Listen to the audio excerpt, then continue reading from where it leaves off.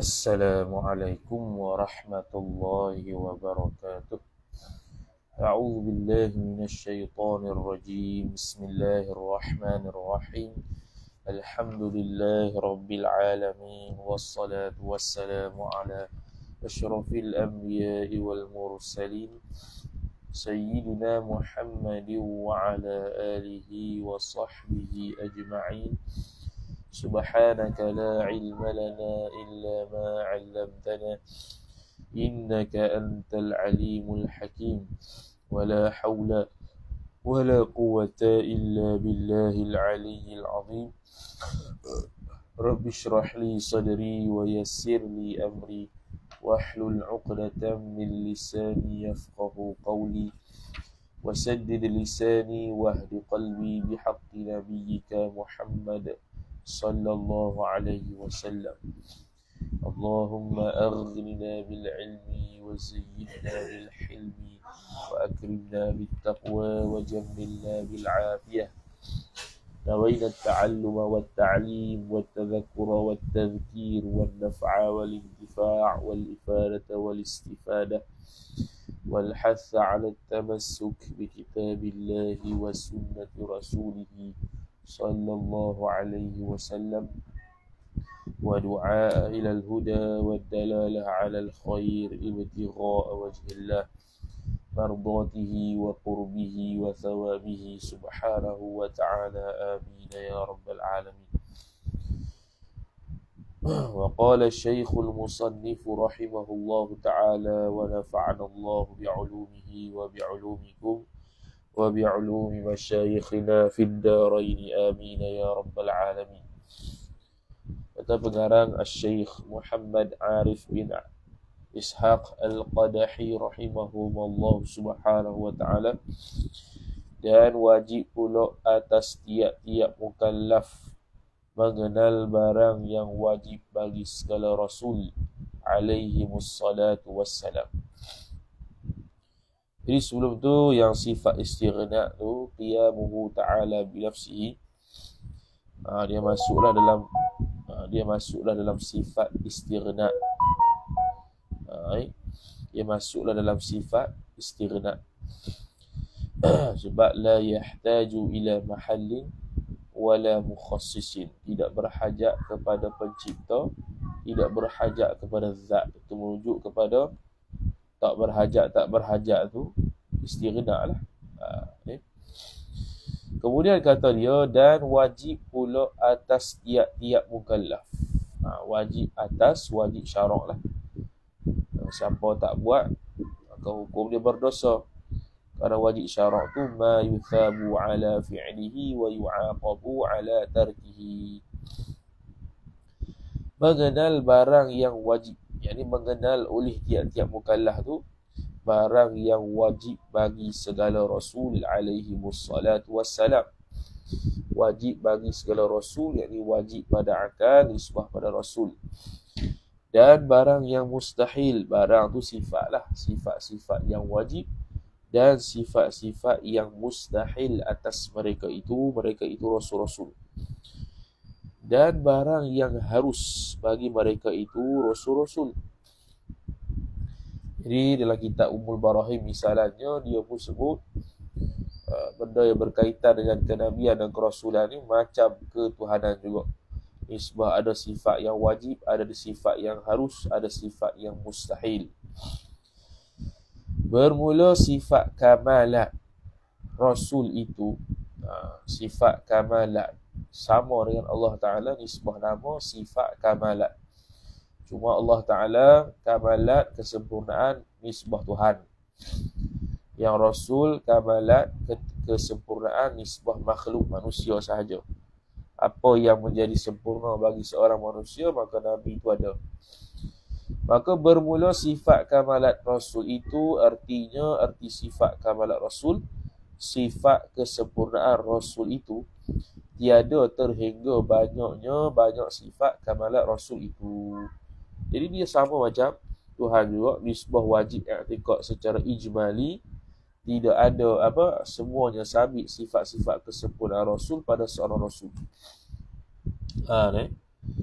Demikian lagi yang mustahil atas mereka itu Rasul pun tiada terhingga jua yakni seperti mana sifat kesempurnaan.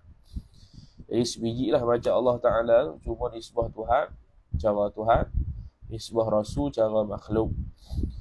Maka terbahagi segala sifat kamalat Rasul itu atas dua bahagi. Pertama, wajib diketahui akan dia, akan sifat kamalat itu atas jalan tafsil, atas jalan terperinci. Hak tu akan datanglah yang 4 sifat ataupun 3 sifat yang dikhilafkan ulama pada bilang tu. Dan kedua, wajib diketahui akan dia, akan sifat kamalat Rasul itu atas jalan ijmal, atas jalan borong. Kita pukul rata kata Rasul ni ternafi pada dia sifat kekurangan makhluk dan sabit padanya sifat kesempurnaan sebagai seorang Rasul. Maka yang wajib diketahui akan dia, akan sifat kesempurnaan Rasul atas jalan tafsil, atas jalan terperinci itu, maka iaitu wajib yang diketahui itu 4 sifat. Jadi makna kita ni berlaku atas pandangan yang mengatakan 4 lah. Kalau Ummul Barahim pun 3. Kalau yang 4, contohnya Jawharatul Tauhid Imam Ibrahim bin Ibrahim Al-Laqani rahimahumallahu ta'ala disebut 4. Yang lagi akan datang sebut 4 itu, doktor. Dan yang wajib diketahui atas jalan ijmal itu yang lain daripada yang 4 sifat yang tersebut itu. Adapun yang lain, daripada 4 tu wajib juga tahu, tapi secara ijmal tahu macam mana? Tahu kata Rasul ni memiliki sifat kesempurnaan sebagai seorang Rasul dan ternafi padanya sifat kekurangan nisbah makhluk kepada Rasul. Dan yang wajib kemudian bermula makna mengetahui atas jalan tafsil itu, iaitu makna mengetahui bahawasanya sya'an diketahui satu sifat tu dengan maknanya makna sifat dan dalilnya dalil sifat, sama macam ketuhanan. Dan arti diketahui satu-satu ila akhirih itu, mengetahui atas jalan ijmal itu bahawa di'tiqad, diyakini, jazab, bukan jahil, bukan waham, bukan zan. Dengan hati seorang, ada bagi Rasul itu beberapa sifat kamalat Rasul. Ada beberapa sifat-sifat kesempurnaan yang tiada terhingga dengan sekira-kira kamalat Rasul. Kamalat ni sempurnalah. Sebab tu tidak dipanggilkan mukammilat. Mukammilat ni yang menyempurnakan. Sifat Allah Ta'ala sifat kamalat, bukan mukammilat. Kalau mukammilat, mana Allah Ta'ala ada kekurangan, kemudian dengan sifat tu menyempurnakan Tuhan. Itu tak betul lah. Sama juga dengan Rasul.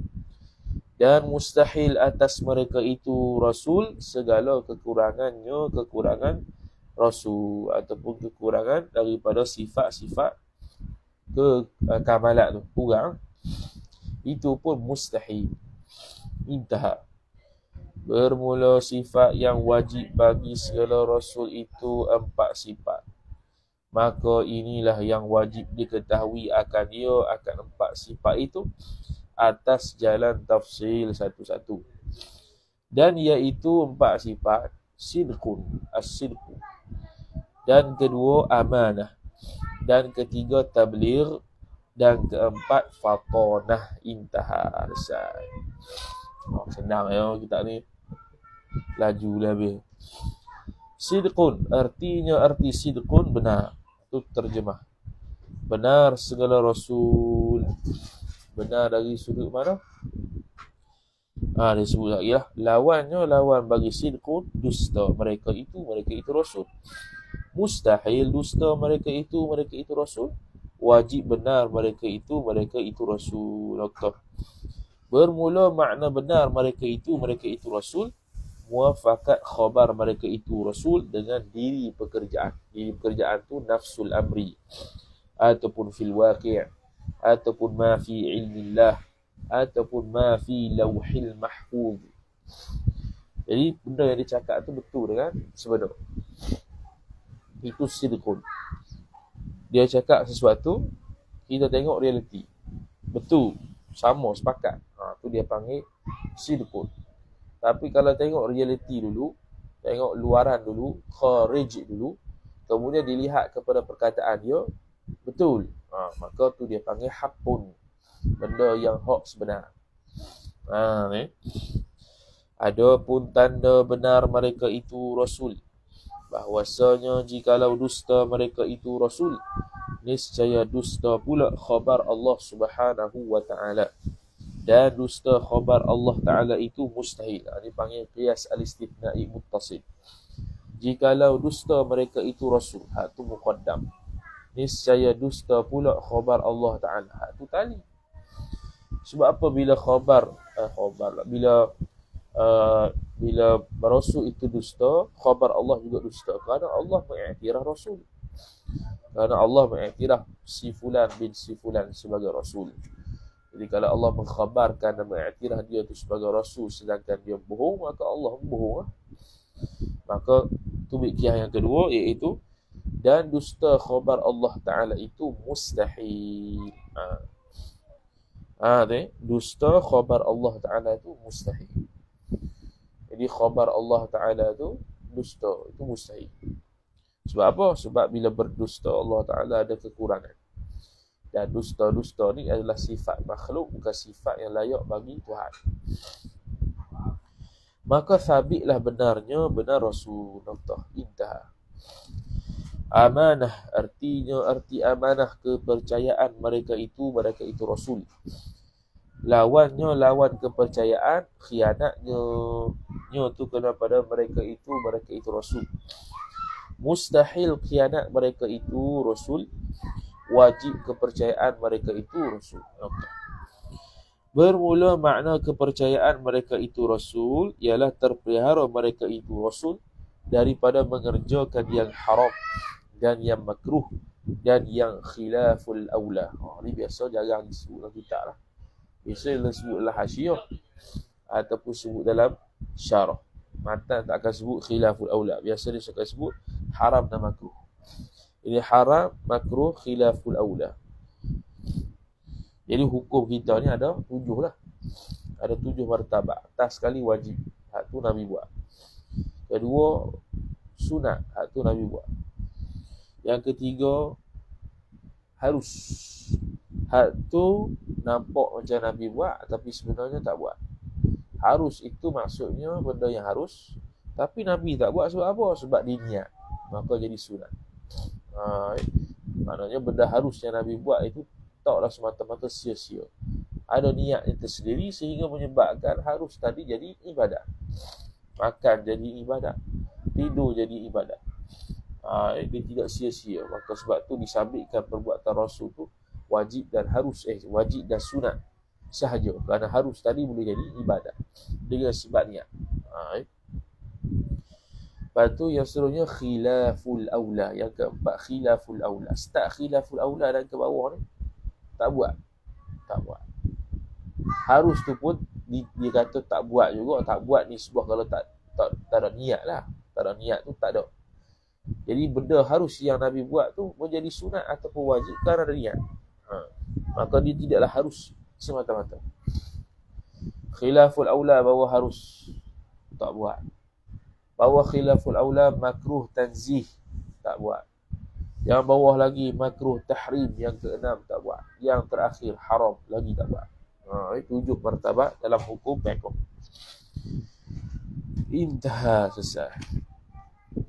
Adapun tanda kepercayaan mereka itu Rasul, maka bahwasanya jikalau qiyas al-istithna'i al-muttasil, jikalau khianat mereka itu Rasul dengan mengerjakan yang haram atau yang makruh, tambah satu lagi, atau yang khilaful aula, niscaya disuruh kita mengikut mereka itu Rasul dengan mengerjakan kedua haram dan makruh. Itu satu premis. Jikalau khianat mereka itu dengan mengerjakan yang haram atau yang makruh, muqaddam, disuruh kita mengikut mereka itu dengan mengerjakan keduanya, hak tali. Itu satu muqaddimah. Muqaddimah kedua pula, muqaddimah kedua lah untuk qiyas al-istithna'i al-muttasil. Dia kata dan keadaan kita disuruh dengan mengerjakan keduanya, kedua haram dan makruh itu, dia dah sah pada syarak, tidak sah pada syarak. Karena kalau benda yang dibuat itu makruh ataupun haram, jadi sunnah lah pula. Tidak ada sunnah Nabi dan Rasul tu yang haram dan makruh pada. Jadi haram dan makruh tu benda bid'ah lah. Kecuali makruh tersebut Nabi buat untuk menyatakan hukum, bukannya Nabi nak buat. Bukannya Nabi nak buat, tapi nak menyatakan hukum kalau buat ni tak haram. Jadi menyatakan hukum sebagai daripada tuntutan syarak. Jadi Nabi buat tu untuk tahu kata kita tu perbuatan tersebut tidak haram secara mutlak, bahkan makruh. Intaha. Kemudian tabligh, arti tabligh menyampaikan mereka itu Rasul akan segala hukum yang disuruh mereka itu Rasul dengan menyampaikan menyampaikan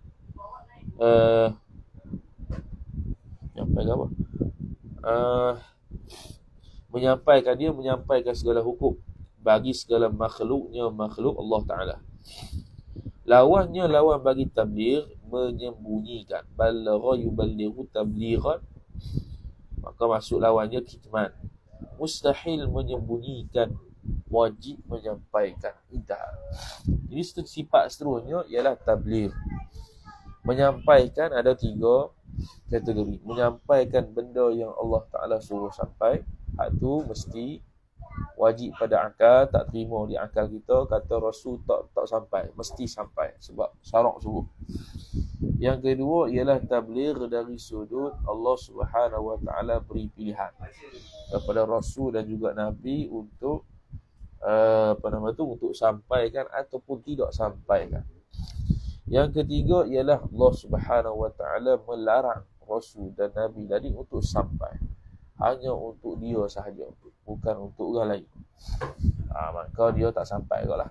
Dan mustahil lah dia sampai sebab benda tu haram kalau dia buat. Dan benda haram kita dah sebut dah dalam bab as-sidqu, dia tidak akan buat benda bab amanah, dia tidak akan buat benda yang haram. Tu tabligh. Jadi tabligh yang dimaksudkan sini tabligh ma umiru bi tablighihi, menyampaikan perkara yang disuruh mereka tu sampai sahaja. Adapun yang diberi pilihan tak masuk dalam ni, ataupun yang haram tak masuk dalam ni. Adapun tanda menyampaikan mereka itu Rasul tu mereka lah. Maka bahwasanya jikalau qiyas al-istithna'i al-muttasil juga, jikalau menyembunyikan mereka itu Rasul, hak tu dia punya muqaddam. Niscaya disuruh akan kita dengan menyembunyikan ilmu, tu tali. Sebab situ muqaddimah satu. Muqaddimah kedua, dan keadaannya kita itu disuruh dengan menyembunyikan ilmu itu, ia ada sah pada syarak. Kerana apa? Kerana dilaknat akan yang menyembunyikan ilmu, maka sabitlah menyampaikan mereka itu, yakni sifat menyampaikan mereka itu Rasul. Jadi tauladannya ialah dari sudut ilmu mesti disebarkan. Tidak boleh untuk disembunyikan. Apatah lagi ada perkara mungkar yang boleh disampaikan secara terang-terangan, dia sembunyikan. Itu hukum dia haram. Bahkan dikekangkan dengan tali kekangan di api neraka nanti orang yang menyembunyikan ilmu. Jadi Rasul perlu tunjukkan panduan ataupun pedoman kepada seluruh makhluk, kata ilmu tu tidak boleh disembunyikan dengan dia menyampaikan risalah Allah Ta'ala. Dan risalah Allah Ta'ala itu merupakan satu pengetahuan. Tapi bukan semua ilmu yang perlu diberikan. Ilmu tersebut diberikan kepada orang yang layak menerima lah. Kalau orang tu baru belajar, tiba-tiba bagi ilmu yang tinggi-tinggi, tak jadi juga. Tidak ada faedah. Jadi kita beri ilmu yang berfaedah pada orang tersebut. Kalau orang tersebut tahap dia orang awam, tahu cara orang awam, orang tersebut cara mubtadi, maka dia tu mubtadi, cara mubtadi. Orang tersebut mutawassit, maka kita beri cara mutawassit. Kalau orang tersebut muntahi, orang yang tinggi dah, yang maka kita bicara pun secara tinggi juga. Kemudian fatanah, arti fatanah ialah cerdik. Cerdik. Mereka itu Rasul dengan sekira-kira kuasa mereka itu Rasul atas menghentikan perkata segala lawan. Lawan ni musuh. Dan berhujah akan mereka itu segala lawan. Itu maksud bijak.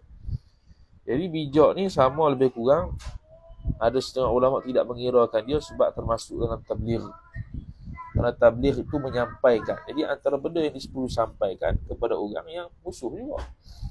Daripada start tak jadi Islam semua jadi kafir belaka. Kemudian nak bagi tahu seorang-seorang supaya jadi Islam payah. Jadi perlu kepada kecerdikan. Kalau orang musuh balas hujah sekian-sekian, dia boleh balas semula. Jadi dia cerdik lah. Fatanah. Dan membatalkan dakwa mereka itu segala lawan yang batilah, yang tak betul, yang tidak betul, kaitan dengan Tuhan lain, apa-apa kaitan yang bercanggah dengan syarak, maka seyogianya Rasul itu seorang yang bijak untuk dapat menangkis segala hujah-hujah mereka. Kemudian dia kata, dan iaitu lawan bagi fatanah ialah bodoh. Waw dal waw. Kalau kita Faridah, waw dal alif. Baca sama ya, qiraat sama ya. Dia panggil rasam berbeza. Seorang bodoh belaka, dal alif ke dal waw, bodoh belaka baca. Mustahil bodoh, wajib cerdik. Intaha. Adapun tanda cerdik mereka itu Rasul, maka bahawasanya kias istisna'i muttasil. Jikalau tiada cerdik mereka itu Rasul, niscaya tiada kuasa mereka itu Rasul atas mendirikan hujah atas segala lawan mereka itu Rasul. Ini kias al-istisna'i muttasil juga. Jikalau tiada cerdik mereka itu, itu muqaddam, tiada kuasa mereka itu atas mendirikan hujah atas segala lawan, itu tali. Itu muqaddimah yang pertama. Dan iaitu lemah ataupun tak kuasa mendirikan dalil itu mustahil. Maka sabitlah cerdik mereka itu Rasul. Habis selesai. Mudah.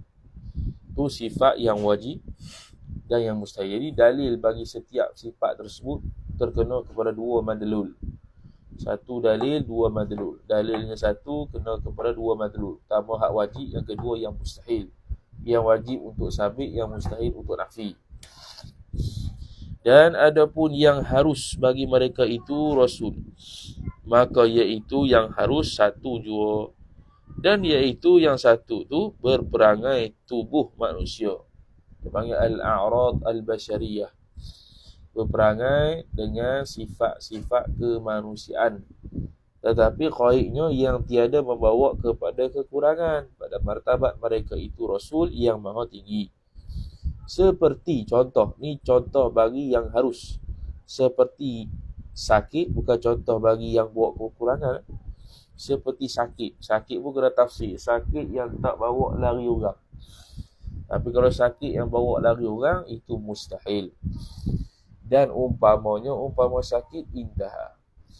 Jadi harus ni benda yang Nabi SAW dan Nabi-Nabi lain berperangai dengan perangai manusia, yang tidak mencacatkan maruah sebagai seorang Rasul, dan tidak meliarkan orang lain untuk dekat dengan Rasul. Kerana kalau liar hati dia untuk dekat dengan Rasul, maka luput hikmah jadi Rasul dan Nabi. Maka nyatalah daripada perkataan yang tersebut itu, yang wajib bagi segala Rasul itu 4. Lawannya lawan 4 jadi 8. Dan harus 1 jadi 9. Maka inilah yang masuk di dalam kalimah Muhammadur Rasulullah. Jadi bila sebut la ilaha illallah Muhammadur Rasulullah, hak 50 ni lah. 41 dari sudut Tuhan, 9 tu dari sudut Rasul. Maka manakala dihimpunkan yang 9 ini kepada yang 41 yang dahulu, niscaya jadilah jumlah bagi la ilaha illallah tu lah, himpunan tu 50 cukup, 50 tepat. Maka inilah yang masuk di dalam dua kalimah la ilaha illallah Muhammadur Rasulullah sallallahu alaihi wasallam. Habis. Itulah kesimpulan i'tiqad.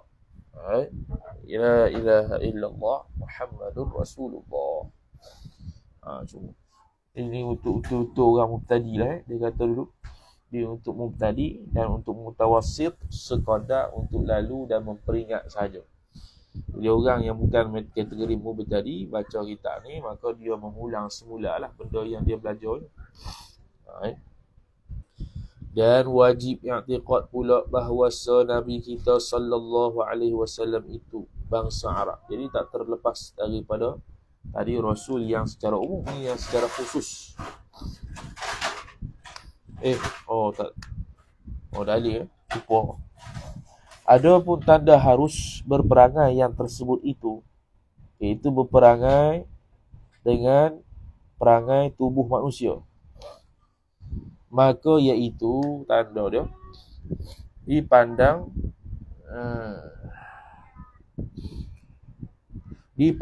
jatuh benda tersebut, berlakunya perangai tubuh manusia tu dengan mereka itu Rasul. Kalau zaman Nabi Isa alaihi salam, hawariyin. Zaman Nabi sallallahu alaihi wasallam, sahabat. Dan diriwayatkan sehinggalah sampai sekarang, sama ada secara mutawatir ataupun ahad.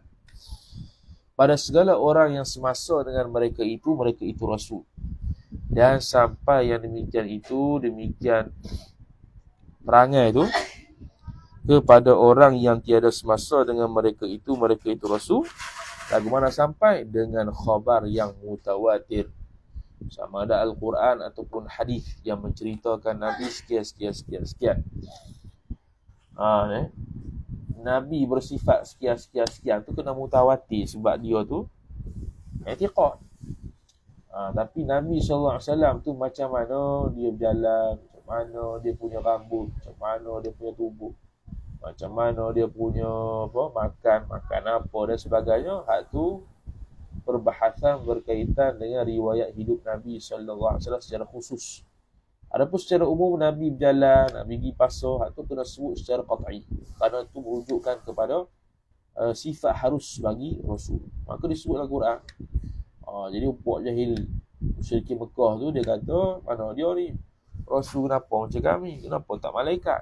Jadi Allah Ta'ala terang, Rasul ni pergi pasar, Rasul ni menikah, Rasul ni berjalan macam manusia. Itu kena qat'i. Jadi dalil sebut dalam Quran qat'i lah. Maka yang selanjutnya Rasul gimana, Nabi SAW secara khusus gimana, jalan mana, itu rujuk pada hadis lah.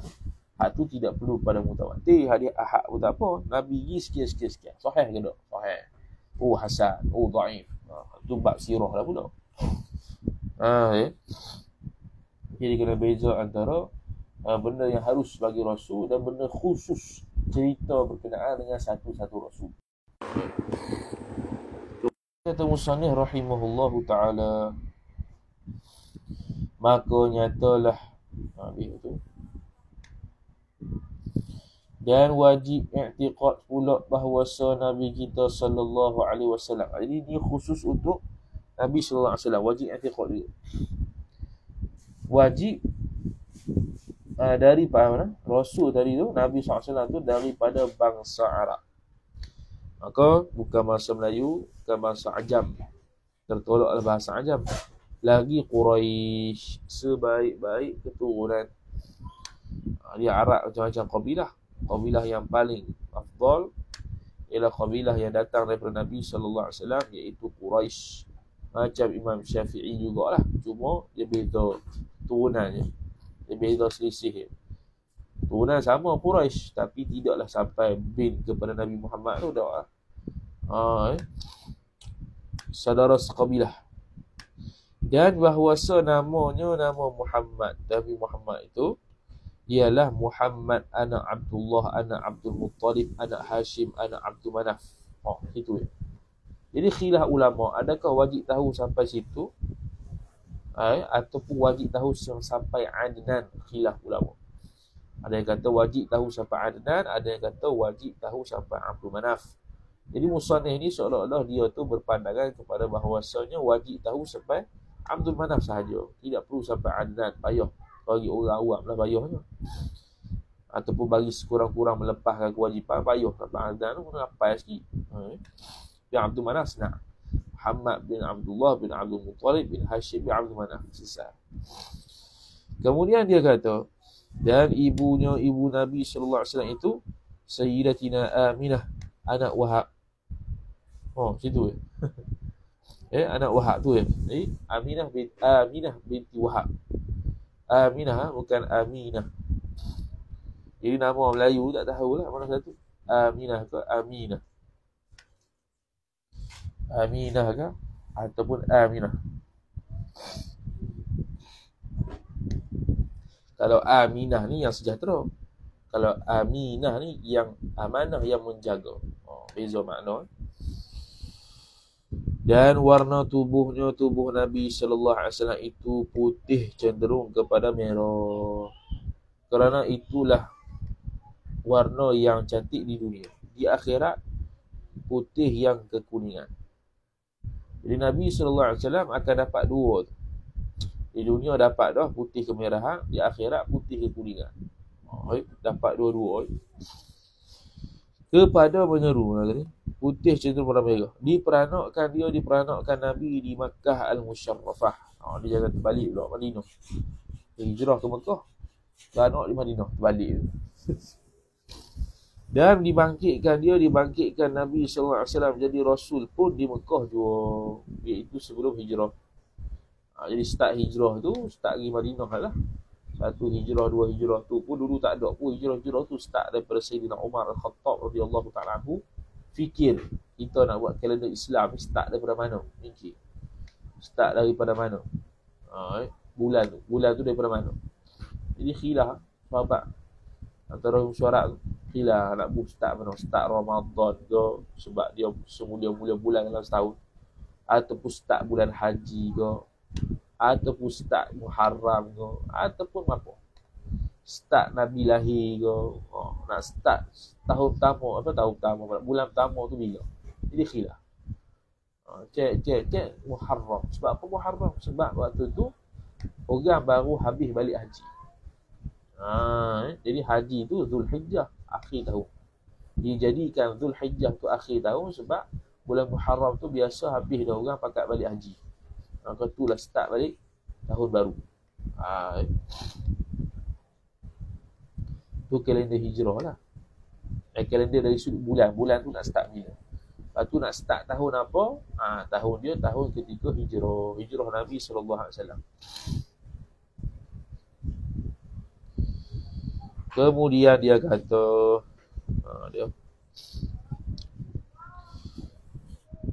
dan padahal umur Nabi SAW 40 tahun. Jadi 40 tahun itulah Nabi SAW diutuskan Rasul. Dan dhabit 40 tahun inilah orang panggil 40 benda, 40 simbol apa, nama nombor 40 ni nombor yang menunjukkan satu benda yang besar lah. Ada hadis Nabi SAW sembahyang Jumaat 40 hari tak kena dua benda, iaitu sifat munafik dan terpelihara daripada neraka dalam fadailul a'mal. 40 hari 40 hari tu sama ada 40 hari ataupun 40 kali sembahyang, ada khilaf kat tu. Biasa orang ambil 40 hari lah, sebab tu keluar tabligh 40 hari tu. Lepas tu apa lagi yang 40 hari, biasanya orang nak start mengajar 40 tahun, umur 40 tahun, bawah umur 40 tahun, umur yang istighal bil ilm, sibuk dengan ilmu. Start nak mengajarnya umur 40. Tu tekan, tapi tak salah. Mengajar 10-40 ni, umur biasanya 40 tu menjadikan topik untuk dia start untuk baca kitab ke orang. Di bawah 40 tahun tu umur untuk belajar. Sungguh-sungguh. Malah 40 tahun, bawah 40 tahun, muda lah. Atas 40 tahun digelar syekh, tua lah. Kemudian dia kata, dan diam ni bukan diam je tu, muqim. Diam ia Nabi SAW. Kemudian daripada demikian itu, demikian lantik umur jadi Rasul tu 13 tahun. Ini mendiami di Mekah 13 tahun. Maka berpindah ia Nabi SAW ke Madinah. Duduk Madinah 10 tahun. Jadi 23 tahun. Aku belajar ni kena lama. Lama tak apa, sungguh Ni lama sungguh tak. Lama. Sungguh tak ada. Dia bukan lama. Kalau sekejap 2 tahun, 3 tahun, 4 tahun. Tapi kalau bersungguh sekejap tak sampai mana. Ni tahun akhir tu, tahun nak habis je. Baca kitab Rabu lagi. Macam mana nak mustaqim? Macam mana nak berdiri sendiri? Itu makna tanda dia tak sungguh mana belajar tu degree. Kemudian dia kata, kemudian daripada demikian itu 13 tahun. Dan diam ia Nabi SAW bermukim pula di Madinah 10 tahun. Dan wafat ia Nabi SAW pun di Madinah. Itulah yang sekarang ni. Dan dikuburkan Nabi SAW pada tempat wafat Nabi, iaitu di rumah Sayyidatina Aisyah radhiyallahu ta'ala anhuma yang sekarang ni. Kubah hijau. Dan adalah umur Nabi SAW itu 63 tahun. Khilaf jugalah 62 ke 63. Biasa masyhur orang ambil 63. Dan wajib i'tiqad bahawa syariat Nabi itu menasakhkan yakni memansukhkan sekalian syariat segala rasul yang dahulu-dahulu. Ini syariat dulu tak pakai lah, kecuali yang muafakat lah.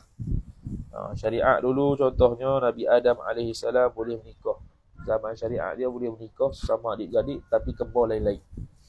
Zaman Nabi SAW dan sampai sekarang tak boleh nak menikah sama adik-adik. Zaman Nabi Musa AS kalau nak taubat kena bunuh diri. Sampai sekarang tak payah bunuh diri, istighfar, taubat kepada Allah Ta'ala, ikut rukun-rukun taubat dan tasawuf tu.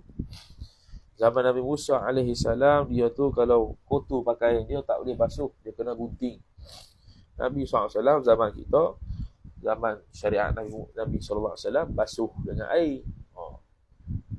Syariat Nabi Isa AS boleh menikah seorang saja. Zaman syariat Nabi Musa AS boleh menikah tanpa had. Sebab zaman Nabi Musa AS banyak dibunuh orang lelaki oleh Fir'aun. Maka kekurangan orang lelaki, maka boleh menikah lebih daripada bila-bila. Berapa sejuta tak apa. Boleh berlaku. Dan Nabi-Nabi dan Rasul-Rasul tu sunnah dia, apa nama tu? Antara benda yang menjadi sunnah dia ialah menikah banyak. Kemudian kata Musannih rahimahullah subhanahu wa ta'ala. Mana dia hilang? Tu.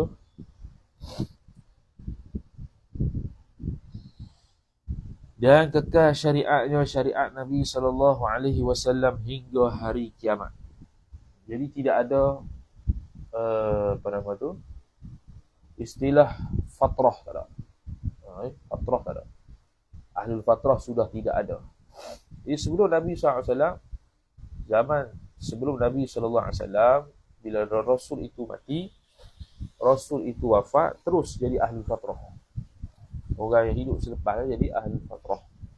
Tapi Nabi SAW tidak begitu. Syariat ini jaga sampai ke mati.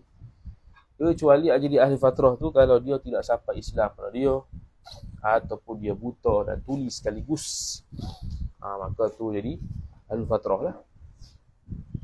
Adapun cukup syarat balik, berakal, sampai Islam tiap-tiap hari dengan bang, Kemudian dia tu ada panca indera pendengaran dan penglihatan daripada start balik sampai bila-bila, ataupun balik sampailah buta dan tuli sekaligus. Tapi buta dan tuli sekaligus selepas balik tu tak kira dah, sebab dah reti. Dah reti.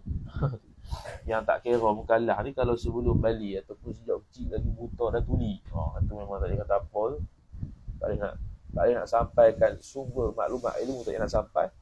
Maka dia bukan mukallaf. Dia ahlul fatrah lah. Dia panggil seolah-olah macam ahlul fatrah. Dia bukan mukallaf. Bukan ahlul fatrah. Dia semacam seolah-olah ahlul fatrah. Ahlul fatrah ni ialah orang yang hidup di zaman tak ada Nabi. Jadi dia seolah-olah macam ahlul fatrah kerana masuk surga, kerana dia bukan mukallaf. Kemudian kata musannif rahimahullah subhanahu wa ta'ala, dan wajib i'tiqad bahwasanya Nabi kita sallallahu alaihi wasallam itu dijalankan dengan Nabi pada malam daripada Mekah kepada Baitul Maqdis, Baitul Muqaddas. Boleh dua lah, Baitul Maqdis atau Baitul Muqaddas di Palestin tu.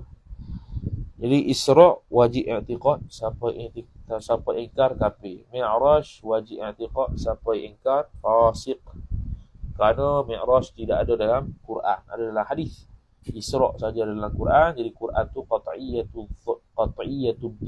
qat'iyatu as-subut. Persabitan Al-Quran itu qat'i, tidak ada khilaf. Maka siapa ingkar hukum dia kafir. Kemudian dia kata, dan dinaikkan dengan Nabi SAW kepada segala langit yang 7. Ini Mi'raj. Jadi Mi'raj siapa ingkar fasik. Kepada Sidratil Muntaha, kepada kursi, kepada mustawa, kepada arash. Itu tempat makin tinggi lah, sehingga malaikat Jibril pun tak boleh naik, sebab bukan alam malak. Bukan alam malak, alam malaikat. Ya, alam lain dah, tak boleh naik lah. Dan melihat ia Nabi SAW akan Tuhannya, Tuhan Nabi Azza wa Jal, sebagai lihat yang patut dengan dia, dengan Allah Subhanahu wa ta'ala. Yang ini patut, yang layak dengan dia, iaitu lihat dalam keadaan tidak bertempat, tidak berarah, tidak berjisim dan sebagainya, seperti mana i'tiqad Ahlussunnah wal Jamaah. Jadi Nabi SAW lihat Tuhan berlaku khilaf. Adakah lihat ataupun tidak? Pandangan mu'tamad lihat.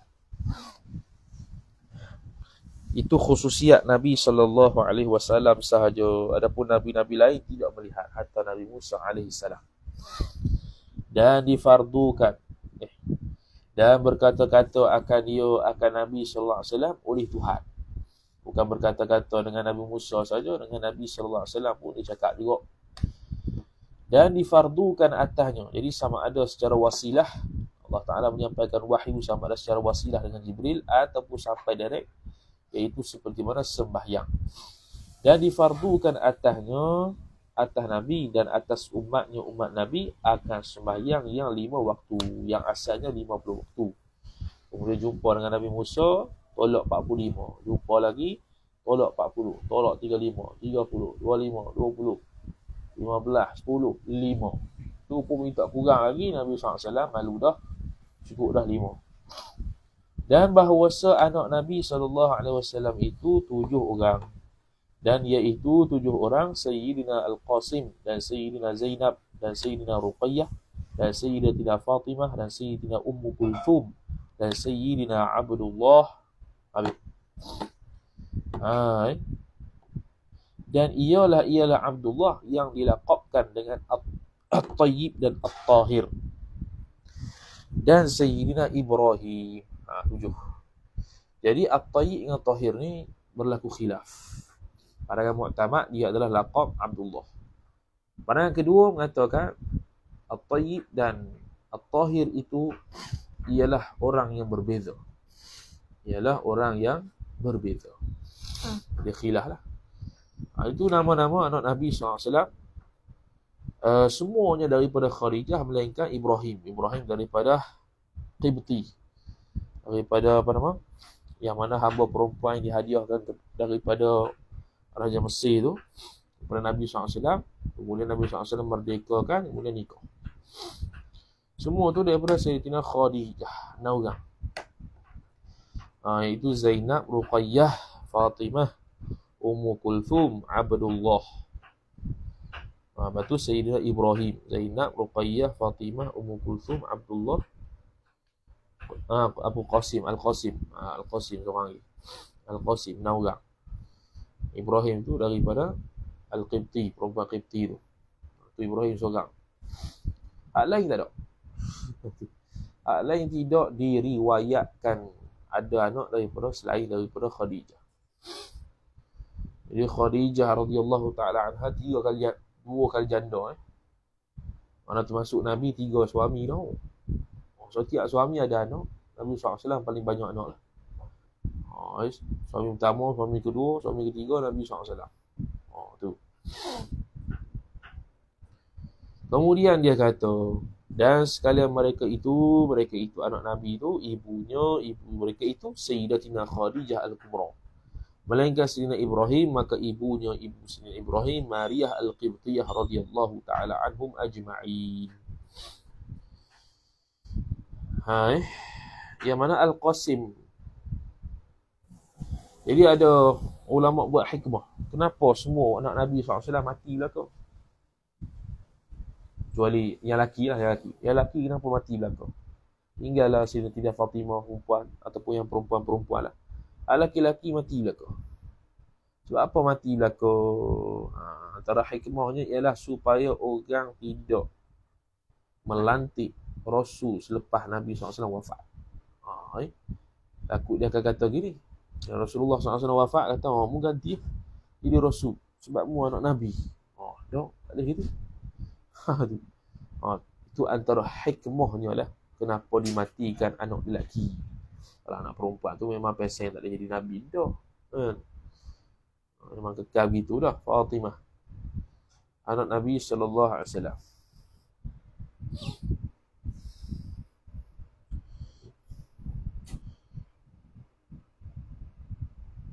Jadi Nabi SAW nikah dengan Khadijah radhiyallahu ta'ala anha, tidak pernah poligami, tak pernah. Selama lebih kurang 20 lebih tahun, 25 tahun, 20 lebih tahun hidup dengan Sayyidatina Khadijah radhiyallahu ta'ala anha, tak pernah nikah lagi. Masuk zaman Sayyidatina Aisyah dan isteri kedua Nabi SAW tu, baru nikahnya. Baru menikah banyak poligami. Kemudian dia kata, dan bahawa isterinya, isteri Nabi SAW, isterinya Nabi kita SAW itu yang tertinggal, yakni yang masih hidup. Kemudian selepas daripada wafat Nabi SAW itu 9 orang. Jadi jumlah isteri Nabi 11 orang. 2 orang mati ketika zaman Nabi hidup, 9 lagi ketika zaman Nabi wafat. Maka Sayyidatina Aisyah dan para isteri Nabi SAW selepas wafat Nabi semua potong rambut pendek. Mana kerat pendek tak panjang dah.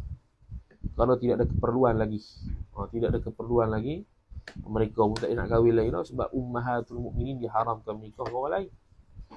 Maka tidak ada keperluan lagi untuk berhias, maka mereka pun potong rambut pendek. Gitu. Batu 9 orang, dan iaitu 9 orang Sayyidatina Aisyah, anak Sayyidina Abu Bakar As-Siddiq, sahabat Nabi, beri anak. Tahu anak Jadi tahu anak tak ada masalah, boleh. Dan Sayyidatina Hafsah, anak Sayyidina Umar. Jadi dua-dua sahabat tu beri anak belakang. Sayyidina Umar lagi lah. Sayyidina Umar dia tahu ke sahabat Sayyidina Uthman. Hari dalam nikah ni Hafsah ni, Sayyidina Uthman kata tak payah lagi lah pada Nabi. Mari ke Sayyidina Abu Bakar pula ni, aku nak tahu anak ni Hafsah, nikah dengan dia. Tak apa lagi kepada Nabi lah. Akhirnya pergi kepada Nabi terima. Cuma dengan Hafsah ni kaki ibadat lah, perempuan yang kaki ibadat. Cumanya hampir bercerai. Hampir bercerai tak jadi. Hampir bercerai tak jadi. Hampir bercerai tak jadi. Biasalah. Isteri banyak ni gitu. Kalau Sayyidatina Aisyah pun kuat cemburu. Kuat cemburu. Kalau hak ni semua cari pasal belakang. Walaupun isteri Nabi semua cari pasal belakang. Tu kaedah dia. Semua cari pasal belakang. Tak ada yang tak cari pasal. Semua ada saja dia punya kerenah dia. Kecuali yang kita jarang dan tersangat jarang dengar cari pasal ni, siapa dia? Siapa dia? Iaitu tu atas tu. Al-Khadijatul Kubra. Khadijah Al-Kubra. Oh, hak tu. Hak tu kita nak kata ada cari pasal pun macam tak ada. Oh, hebat. Nak cari tu yang Nabi SAW paling sayang dia tu. Tu tak pernah cari pasal. Nabi SAW balik daripada Gua Hira ketakutan. Dia tak tanya Nabi direct apa, beletiak dulu, tak ada. Nabi dia buat, dia suruh apa yang Nabi buat. Nabi suruh selimut lah. Tak cakap pas sudah sampai Nabi tenang, mu cakap sebelah. Itu antara adab lah.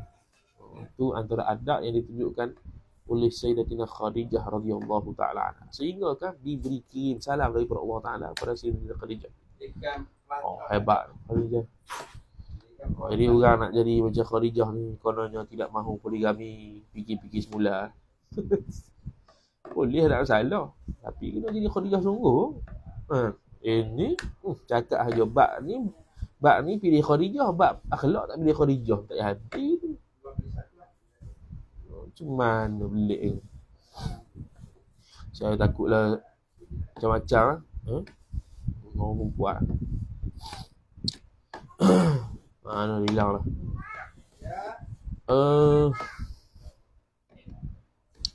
Mana ni? Iaitu Sayyidatina Aisyah, anak Sayyidina Abu Bakar, Batu Hafsah, dan Sayyidatina Saudah, anak Zam'ah. Saudah ni yang tua. Jadi semua isteri Nabi SAW janda belakang kecuali Sayyidatina Aisyah. Saudah ni antara yang tua. Sehingga kan Saudah ni isteri Nabi SAW, apabila tiba giliran dia bagi ke Aisyah. Dia bagi ke Sayyidatina Aisyah kerana dia tak larat dah. Tak larat dah. Tua. Tapi dia tak suruh Nabi cerai sebab dia nak jadi Ummahatul Mukminin. Dia nak dapat title Ummahatul Mukminin. Tak suruh cerai.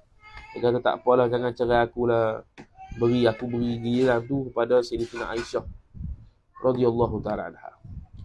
Jadi kalau mengaji bab poligami dalam bab munakahat tu, menarik. Giliran hak suami, berat. Berat. Jadi kalau ada kemampuan tak apa lah. Tak ada kemampuan jangan pergi terjah. Cari pasal. Kemudian kata musannif rahimahullahu ta'ala. Mana dia?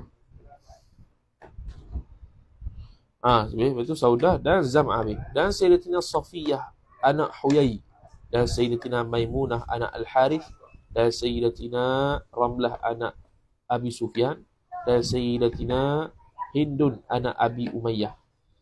Hindun ni boleh dua nama bagi laki dan perempuan. Laki pun boleh Hindun, perempuan pun boleh Hindun. Cuma sekarang ni kita tak pernah jumpa lagi lah. Jarang sangat jumpa lah. Orang Melayu pun nama Hindun. Apatah lagi laki dah tak ada. Kan dia kena peli kan Hindu. Habis cerita. Dan Sayyidatina Zainab anak Jahsh. Di Zainab ada dua lah. Zainab anak Nabi, Zainab isteri Nabi. Dan Sayyidatina Juwairiyah anak Al-Harith radhiyallahu ta'ala anhum ajma'in. Dan wajib atas tiap-tiap mukallaf i'tiqad bahawa ada bagi Allah Ta'ala itu beberapa malaikat. Beriman dengan malaikat pula. Ada beberapa malaikat. Dan mereka itu malaikat, beberapa hamba Allah Ta'ala yang dipeliharakan mereka itu malaikat daripada mengerjakan maksiat. Maksiat sama ada zahir ataupun batin. Kerana mereka ni maksum. Sama macam Nabi-Nabi dan Rasul-Rasul. Maksum. Lagi sunyi dan mereka itu Rasul, daripada sifat manusia, iaitu tidak ada nafsu, ada akal saja. Jadi mereka disuruhkan Allah Ta'ala ibadat sepanjang masa, mereka tidak ada nafsu untuk ingkar. Dan mereka itu malaikat amat banyak, tiada mengetahui dengan bilangannya, bilangan malaikat mereka itu itulah, melainkan Allah Ta'ala tu fa'il bagi mengetahui. Allah Ta'ala sahaja mengetahui di banyaknya malaikat tersebut berapa. Dan malaikat itulah antara makhluk yang paling banyak sekali di atas dunia ni. Dan wajib diketahui segala malaikatnya, malaikat Allah yang 10 orang. 10 orang. Yang wajib ni wajib tafsiri. Adapun wajib ijmali, wajib i'tiqad, Allah Ta'ala ada banyak malaikat tidak terhingga. Dan iaitu 10 tu Jibril, tu qiraat Syu'bah. Kalau Hafs, Jibril. Kalau Ibnu Kathir, Jabril. Jabril. Jabril. Dia macam-macam qiraat. Kerjaan Jibril menurunkan wahyu. Tu kalau ketika ada Nabi. Dah sekarang tiup ruh. Sebut dalam surah Al-Qadr. Inna anzalnahu fi lailatul qadr. وَمَا أَدْرَاكَ مَا لَيْلَةُ الْقَدْرِ لَيْلَةُ الْقَدْرِ خَيْرٌ مِّنْ أَلْفِ شَهْرٍ تَنَزَّلُ الْمَلَائِكَةُ وَالرُّوحُ. Ar-Ruh huwa Jibril. Ar-Ruh di situ ialah Jibril. Kerana apa dikatakan Ar-Ruh? Kerana dia meniupkan ruh, maka digelarkan Ar-Ruh. Kemudian kata dia, dan Mikail, kerjaan Mikail menurunkan hujan dan rezeki bagi hamba Allah Subhanahu wa Ta'ala. Hujan lebat kan tu, Mikail tu turun tu.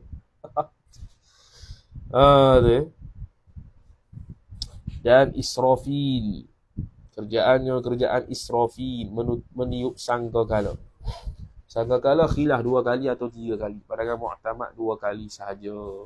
Waktu mati dan waktu hidup. Dan Izrail, kerjaan Izrail mengambil nyawa. Walaupun nyamuk sekalipun, walaupun lalat sekalipun, dia juga yang cabut. Izrail nama malaikat, nama yang sebenar Malakul Maut lah.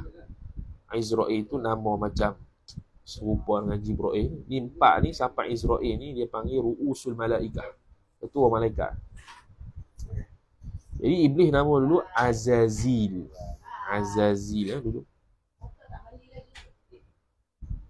Dia orang iblis adalah zaman malaikat tu dia yang paling alim di kalangan segala malaikat. Dia yang paling alim daripada segala malaikat. Ada cerita dalam Jam'ul Fawaid, yang mana malaikat Jibril dan malaikat-malaikat lain tengok takdir Allah Ta'ala dekat Lauh Mahfuz tu, ditulis ada satu malaikat yang bakal kufur. Ada satu malaikat yang bakal kufur, maka malaikat-malaikat semua bakal nangis belaka, takut depa yang kufur salah seorang tu. Maka dia tanya kepada Azazil yang iblis tu, ni seorang ni mu tahu tak siapa ni? Dia pun tak tahu juga. Dia berdoa kepada Allah Ta'ala.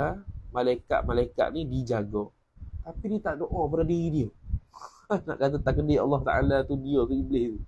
Dia tak doa pada diri dia, doa pada orang lain. Jadi yang makbul doa tu betul sungguh, iaitu malaikat-malaikat lain terjaga daripada kekufuran tersebut. Dia jadi kufur pula. Itu disebut dalam kitab Jam'ul Fawaid lah. Cuma dari sudut sejauh mana kesahihan cerita tu, kaji lain pula. Tapi disebut dalam kitab Jam'ul Fawaid gitu. Ada satu nama malaikat yang tak tahu siapa dia, yang kufur, yang akan kufur. Dan itulah iblis. Kemudian dia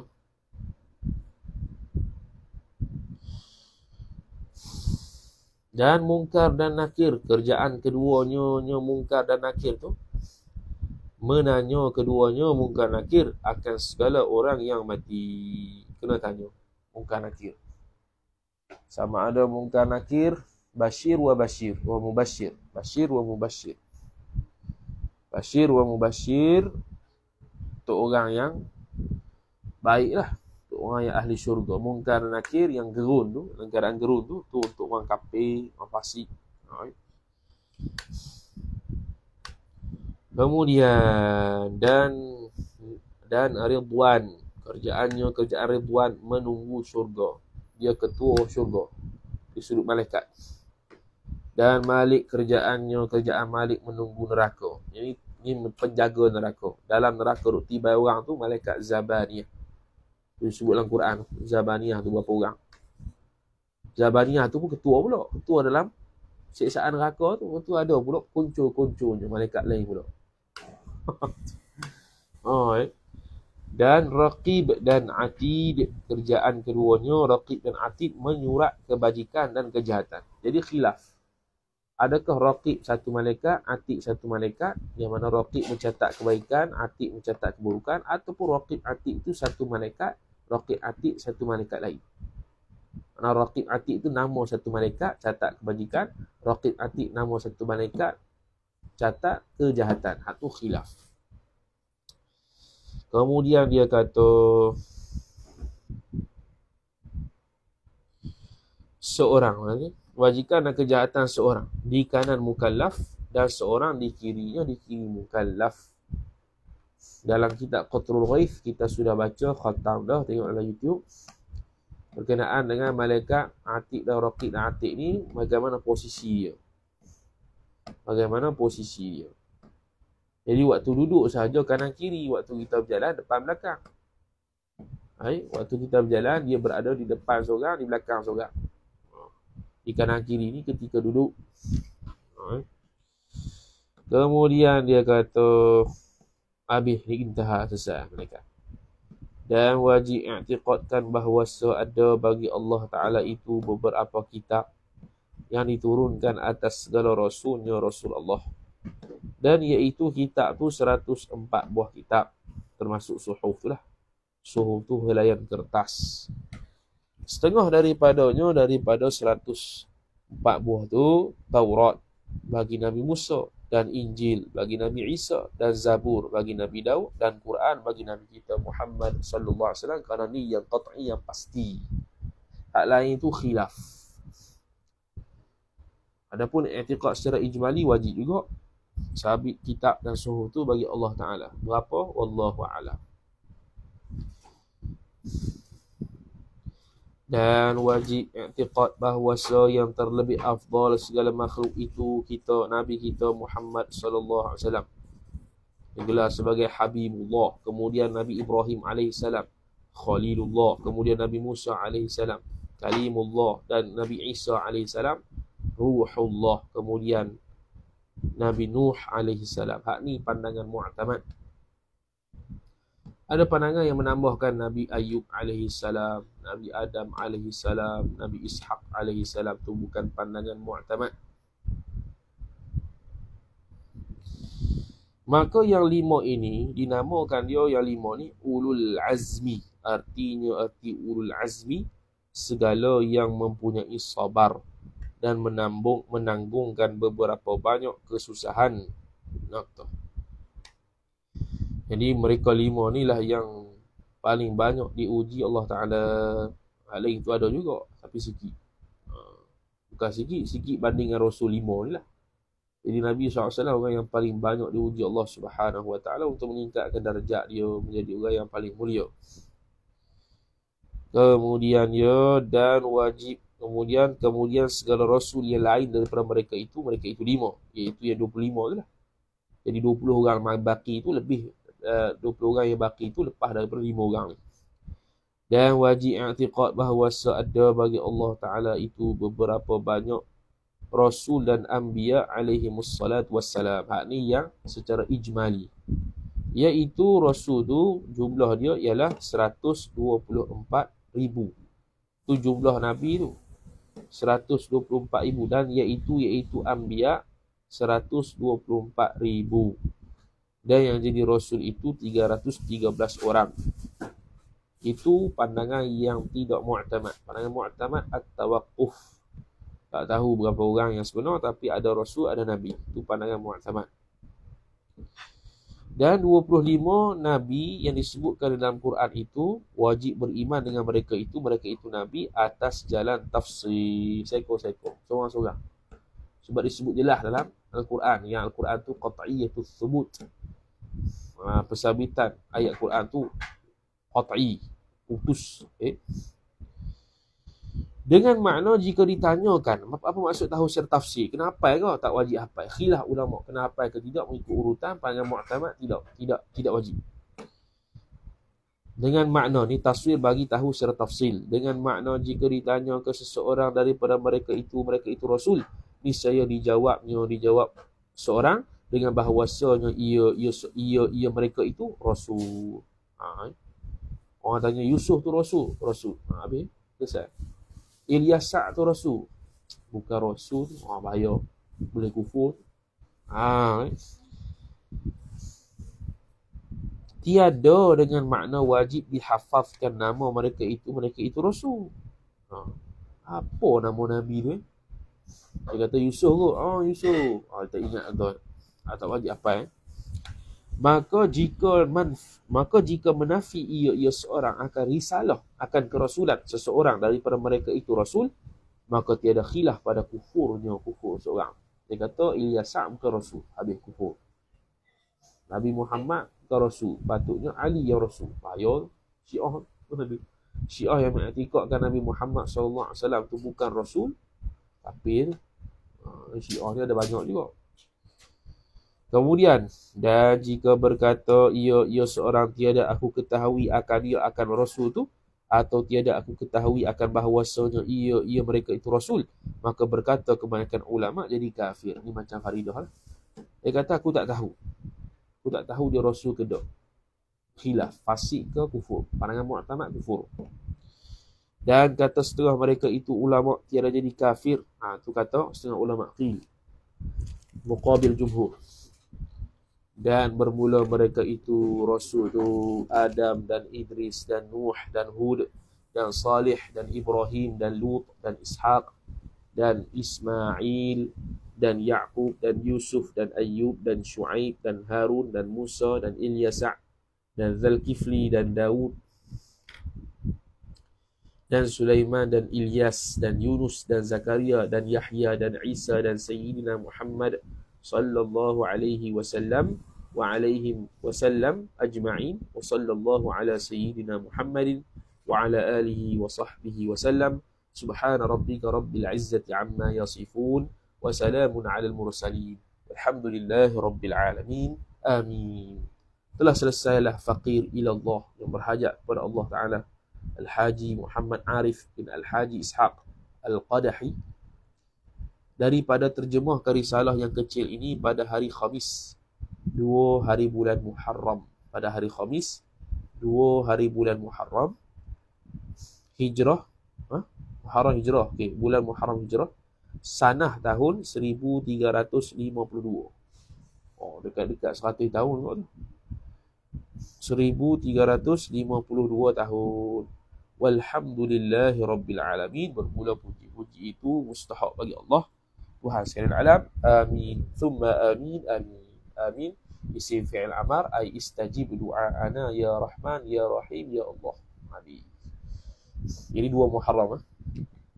Ada kitab yang rare sikit. Dia kata dia selesai tulis. Dia selesai tulis tu ketika dengar bang Jumaat. Kitab haid tu. Risalatu ad-dima'ul kharijatu min quburin nisa. Kitab haid nifah yang dibuat oleh Tuan Guru Haji Abdul Rahman Perak. Dia kata selesai tulis ni ketika habis bang azan. Mana baca tadi? Ni, telah khatamlah hamba menuliskan risalah ini berbetulan dengan bang Jumaat. Ni rare, bang Jumaat kebetulan bang Jumaat tu habis khatam dia tulis risalah ni. Hebat tu. Makna ulama ni tak buang masa. Atau nak pergi Jumaat pun tunggu-tunggu tu duk tulis kitab lagi. Kita tunggu-tunggu main phone. Habis cerita kita ni.